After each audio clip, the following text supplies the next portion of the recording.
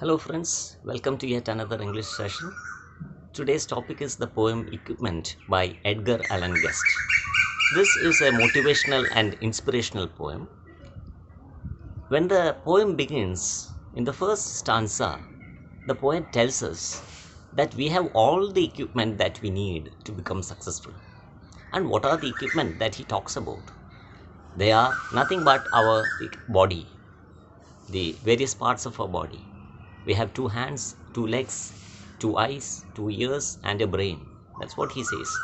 So let us look at the first stanza where he says, "Figure it out for yourself, my lad." That is, understand, my child. He's addressing the reader. Understand. He's telling us. You have all that the greatest of men have had: two arms, two hands, two legs, two eyes, and a brain to use, if you would be wise. With this equipment, they all began. So start for the top and say, "I can." So this is how he inspires the readers. We have to tell ourselves that we can, and then we will be able to achieve success. So there is nothing that we lack. All the equipment that we need to become successful are already there.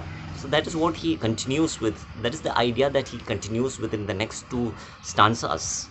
That all the great people who have achieved greatness, if we look at the history of all the great people, they all began with the same equipment that we have, and they had nothing more than we had. They didn't have four hands, they didn't have four legs, they didn't have more than two eyes.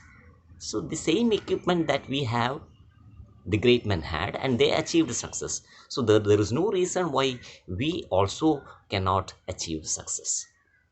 So in the next stanza, he tells us what is preventing us from becoming successful. After the first three stanzas, in the fourth stanza, he dwells upon the reasons for our lack of success. So we may also have certain thoughts why we are unsuccessful if we have already all the equipment that we need. What are the cause of our lack of success? Is it the family that we are born in? Is it our parents? Are our siblings the cause for our suffering?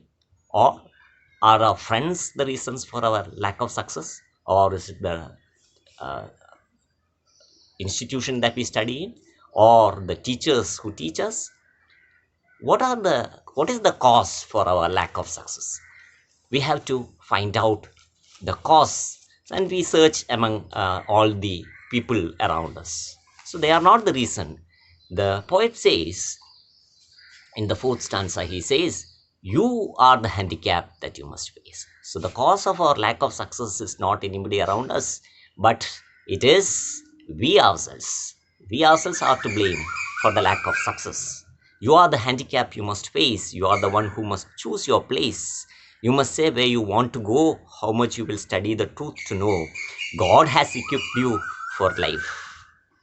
So don't blame God, even not the family, the teachers, the parents, the friends, the neighbors, the siblings. They are not the cause of our lack of success, not even God, but we ourselves are the cause of our lack of success. So he says, the poet says, God has equipped you for life. God has equipped us for life, but he lets you decide what you want to be. So the decision, the will to become successful is with us. We have to decide whether we want to become successful or not. So the first three stanzas actually tell us that we already have all the equipment that we need to become successful. And the fourth stanza, he says, if we have all the equipment, what is the cause of our lack of success? The cause of our lack of success is we ourselves. We are ourselves putting barrier to our success. So in the last stanza, the final stanza, so the poet tells us what is the solution to this problem. So he says, courage must come from the soul within. Courage must come from the soul within. The man must furnish the will to win. So figure it out for yourself, my lad. You were born with all that the great have had. With your equipment they all began. Get hold of yourself and say, "I can."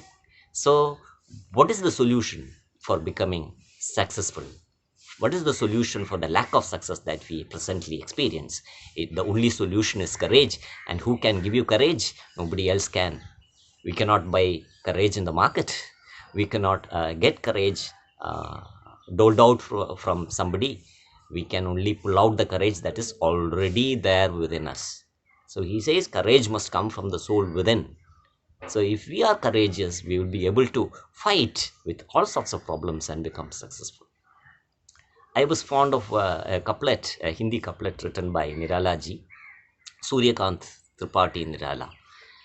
And it says, लहरों से डरकर नौका पार नहीं होती, लहरों से डरकर नौका पार नहीं होती. That is, by being afraid of the waves, you will never be able to cross the ocean. लहरों से डरकर नौका पार नहीं होती, कोशिश करने वालों की कभी हार नहीं होती. If you are afraid of the waves, your boat will never cross the waves. But कोशिश करने वालों की कभी हार नहीं होती. If you are consistently working, if you have courage to go ahead, you will never fail. So similarly, he says, if we have this courage, we can surely achieve success.